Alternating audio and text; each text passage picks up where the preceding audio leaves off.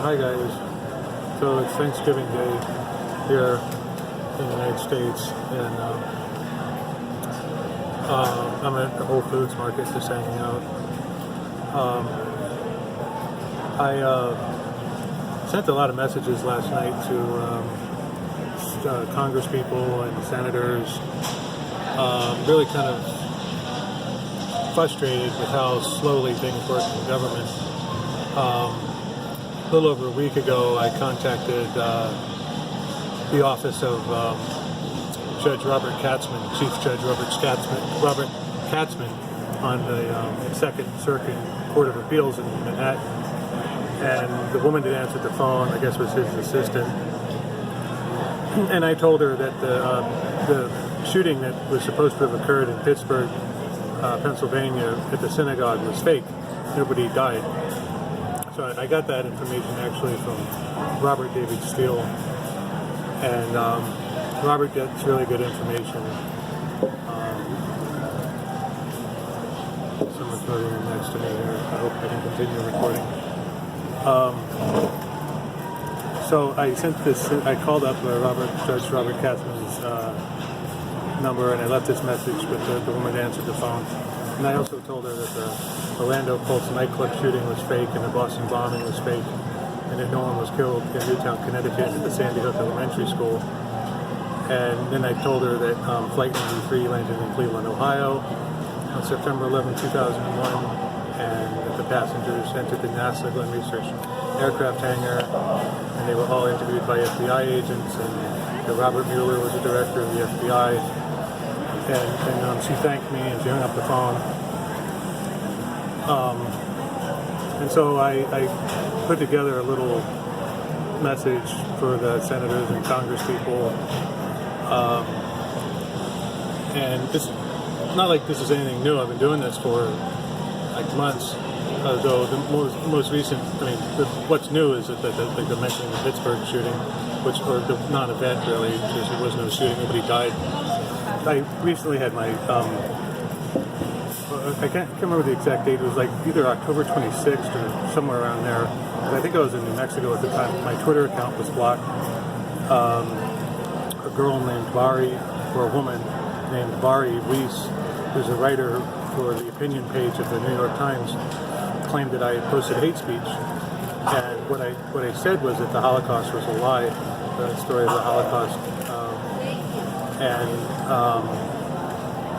And I mentioned that I love Ursula Haberback, who's a 89-year-old woman in Germany, that I learned from her that the Holocaust was a lie. And then I told her that the real Jerusalem is in Scotland, and I got that information from reading a paper by Laura Eisenhower.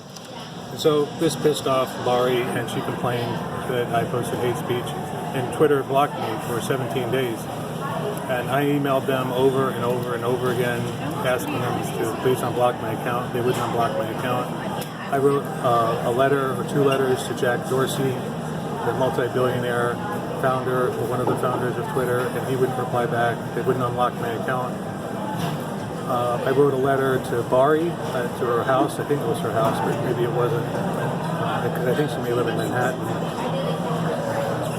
So I wasn't getting any response back from any of these people. And then I went online and did some reading, and I found the synagogue that Bari goes to in Manhattan. It's called Romo.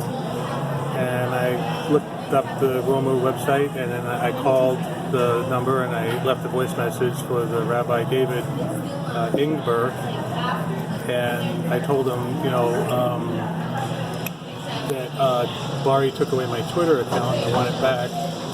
And all she has to do is just send a message to Jack at Twitter, and he's the CEO, and he'll unlock my account. So he'll tell the people working for him to unlock my account, and I'll get it back. And so, and then I gave him some more information. I told him that the synagogue shooting was fake in Pittsburgh, and I told him Orlando Pulse nightclub was fake, and Boston bombing was fake, and Sandy Hook Elementary School shooting was fake, and all that. And then, so that was a voice message I left on his answering machine. And then later on that night, which I didn't know this until the next day, but later on that night, at 10 p.m., my Twitter account was unlocked. And so I found out the next day, and I think it was unlocked on the 10th, November 10th. And it was November 11th was the next day, and I was going to call the synagogue again, but before I did that, I checked my Twitter, and I noticed it was open, and I could read other people's accounts, and I could access my account, and I could post things. So I went to the Romu website, and I donated $100 to the rabbi. And then, like the next day, I got the $100 back. He gave me my $100 back. Well, I was just doing a little bit of thinking, and I found out that Bari Weiss had appeared. Some people had contacted me because they had watched the video on YouTube. Bari appeared on a show with Bill Maher on HBO, and she was talking about the synagogue shooting. And she said that her father knew 5 of the people that were killed. Well, that's a flat-out lie, because the whole thing was fake. Nobody died, and President Trump knows nobody died, and that's why he was complaining to the news agencies about them reporting fake news. And I sent multiple emails to the New York Times about this, and I was sending emails to the New York Times when my Twitter account was blocked, and nobody replied back to me. And so, like, yesterday, I guess it was, I sent a message to, like, Speaker of the House Ryan and some of the other people, Steve Scalise and that guy Kevin, I can't remember what his name is, one of the leaders there of Congress, and then Richard Burr of the Senate Intelligence Committee, and Grassley at the Judiciary Committee, and then of course the White House and the Department of Justice, and all these people. I'm telling them, you know, all this stuff about, you know, how Bari took my Twitter account away from me, and then went on television and wrote in the New York Times that people were killed at the synagogue she used to go to when she was a child in Pittsburgh, and that was a lie. And you know, and then so I reported all this, a lot of this to the Chief Judge Robert Katzman in Manhattan, and then I was able to do that by email, and then also by phone.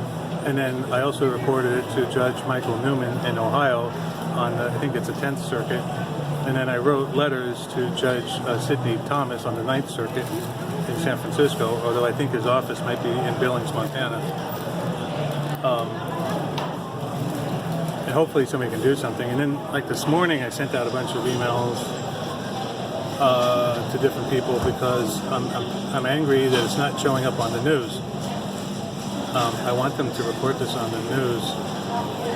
Nobody's reporting it. It's not being printed in the Times. Where I live in Oregon, the Oregonian, whenever I send them information, the editor of the paper, a woman named Therese Bottomley, tells me to stop contacting them. They don't want to hear anything that I have to say about any subject at all. And I think that's just rude and stupid.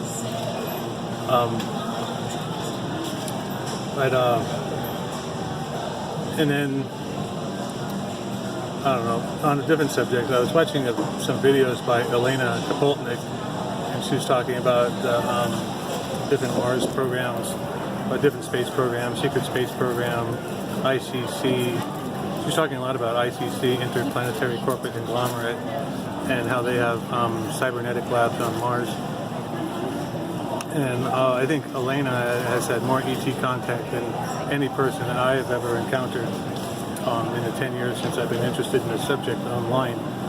She's had a lot of contact with ETs, and she has really good information in her videos and on her website. I was listening to her talk about the smart suits, which are made from nanotechnology, and she was saying how you could like walk through walls, you can levitate, you can fly, you can wear the suit for an entire week and never have to go to the bathroom because it recycles your body waste. She was talking a lot about the smart suits, and then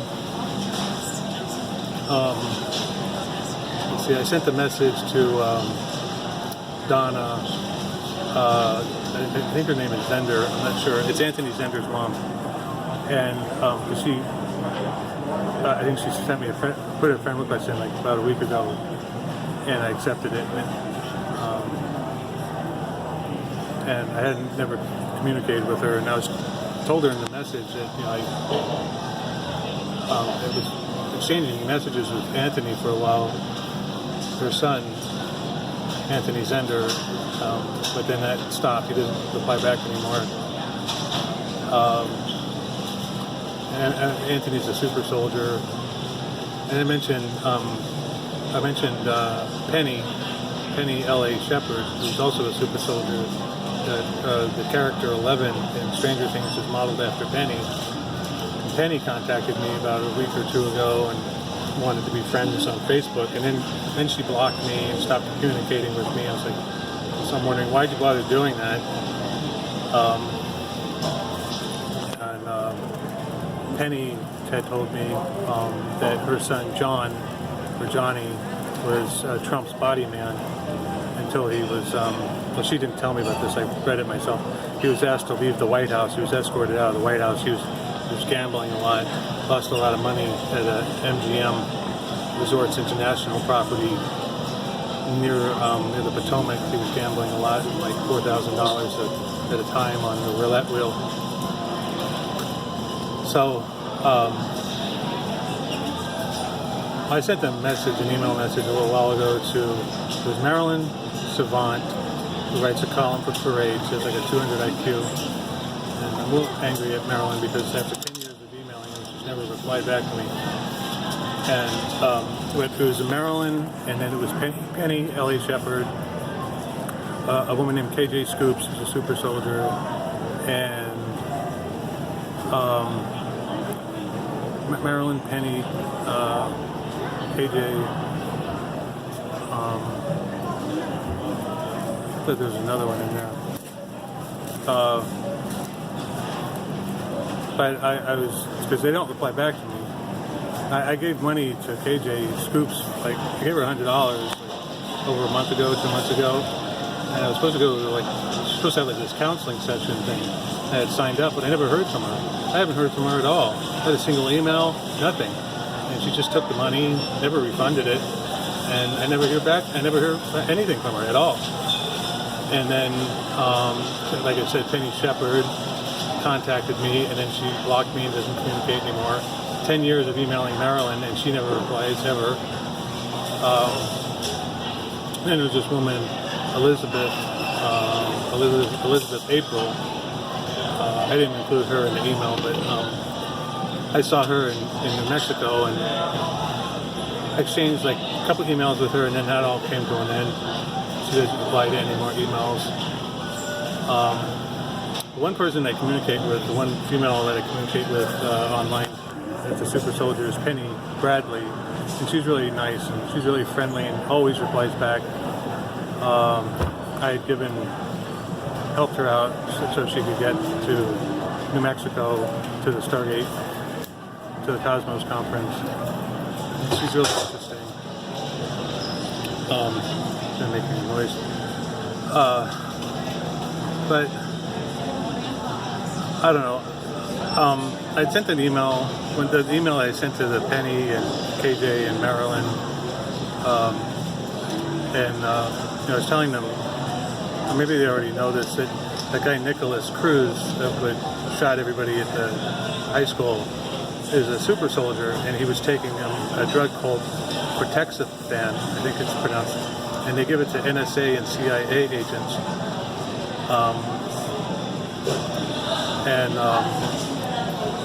So I learned that from listening to James Rink. He was talking with a man named Peter.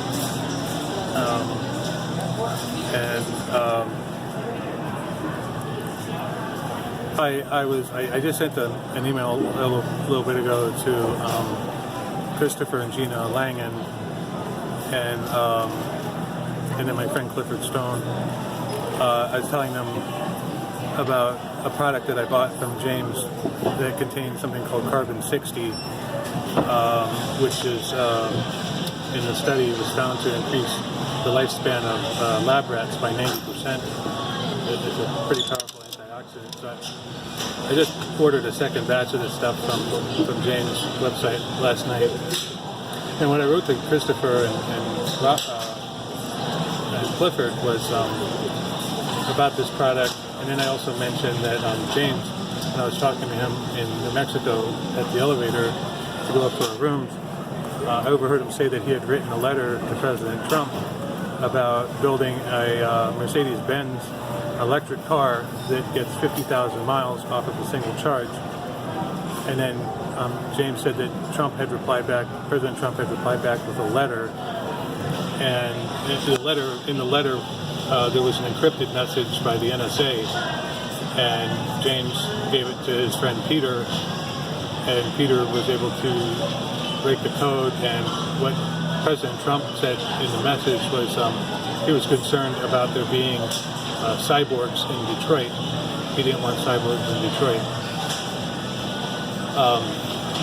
I wrote a letter a couple of days ago and mailed it to the White House, and I wrote it to President Trump, and I asked him if he could send me an encrypted letter like he sent to James. That would be kind of interesting. I wasn't trying to be a smart ass or anything. I was just wondering if I can get like one of those encrypted letters. I was wondering what it looks like. I don't know what I'm doing.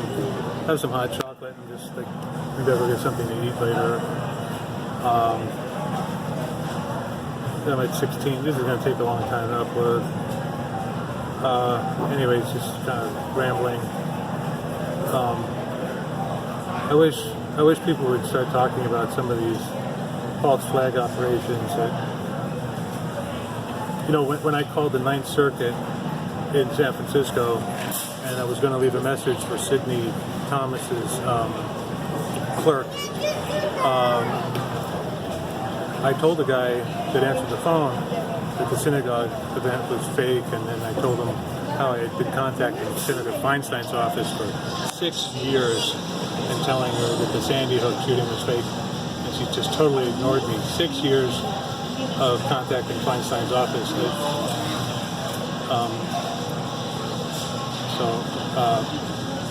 I sent a letter out to every senator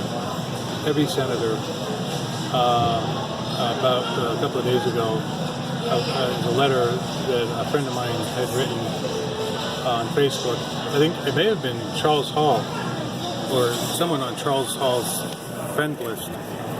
But it talked about Feinstein and her husband, Richard Bloom, how they had negotiated a deal for Richard's real estate company to sell, I think it was 56 post office buildings valued at $19 billion. And then his real estate company was going to make a commission of between like $900 million and $1 billion commission. And how corrupt that is.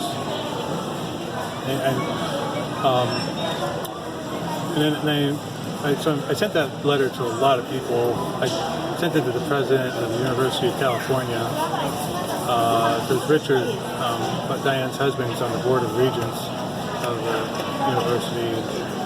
I would like to see Diane removed from office. I don't like her at all. The only other woman I think I dislike more, maybe equally, is Angela Merkel, Chancellor of Germany. I really don't like her either. She should be removed from office. But I'm at 19 minutes. I'll talk to you guys later. Bye.